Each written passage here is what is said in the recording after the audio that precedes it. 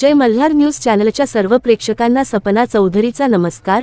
नंदुरबार बालशहीदांच्या भूमीत स्वानंद सुखनिवासी गुरुवरे जोग महाराज तसेच गुरुवरे मामासाहेब दांडेकर यांच्या आशीर्वादाने महम्महनीय परमपूज्य गुरुवरे कृष्णाजी माऊली श्री क्षेत्र जायखेडा यांच्या असीम ऊर्जेतून व तपस्वितेतून व कृपाप्रसादाने निर्मित तसेच श्रद्धास्थान हरिभक्त पारायण यशोदा अक्का यांच्या मार्गदर्शनाने श्री संत श्रेष्ठ निवृत्ती महाराज पदयात्रा सोहळा निमित्ताने नंदुरबार शहरात आज दिनांक 28 डिसेंबर 2024 रोजी फिरता नारळी कार्यक्रमाचे आयोजन करण्यात आले आहे।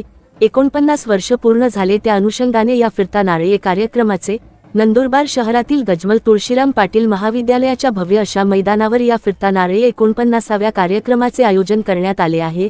आज 28 डिसेंबर 2024 रोजी दुपारी 11 ते 2 या दरम्यान माऊली रथ व पादुकांची भव्य शोभायात्रा शहरातील धुळे चौफुलीपासून सुरू करण्यात आली होती।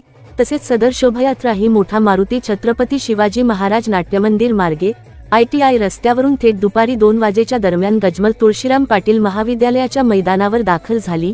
या ठिकाणी कार्यक्रमासाठी मोठ्या संख्येने दाखल झालेल्या वारकरी संप्रदायासह संपूर्ण भाविकांसाठी सकाळी 10 वाजेपासूनच महाप्रसादाच्या वाटपाचे आयोजन करण्यात आले आहे।